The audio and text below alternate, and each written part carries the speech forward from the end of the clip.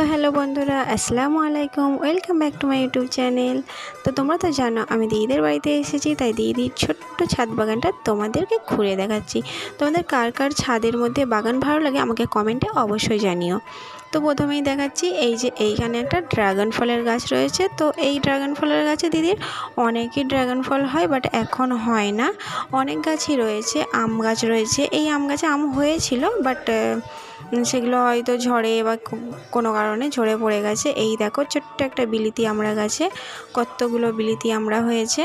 তারপরে আছে এখানে কামরাঙা গাছ, কামরাঙা গাছে ফুল হয়েছে। তারপরে এই যে এইখানে আছে করম চা। তো আমার তো করম চা খেতে খুবই ভালো লাগে, তোমাদের কার কার খেতে ভালো লাগে অবশ্যই কমেন্ট করে জানিও। আরও গাছ রয়েছে, দেখো তোমাদের সাথে আমি সবগুলো শেয়ার করছি।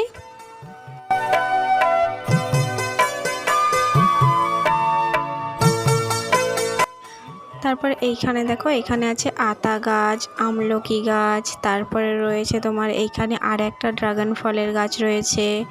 তারপরে রয়েছে তোমার এখানে পেয়ারা গাছ, সবেদা গাছ, তো কুল গাছ রয়েছে, ছোট ছোট কুল গাছ। এতে কুল হয়, একটা হচ্ছে বড় কুল হয় আর একটা ছোট ছোট কুল হয়।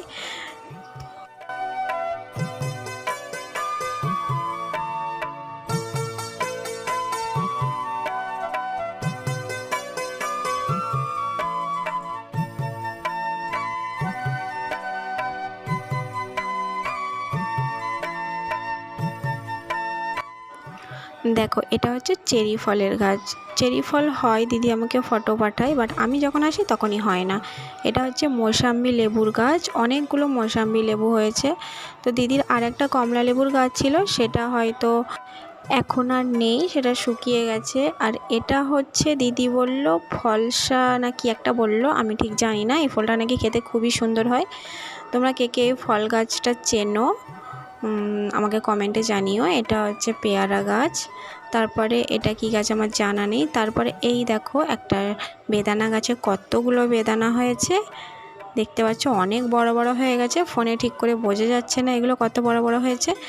তো ছাদ বাগানটা তোমাদের কেমন লাগলো কমেন্টে অবশ্যই জানিও। সবাই ভালো থাকবেন, সুস্থ থাকবেন। আল্লাহ হাফেজ।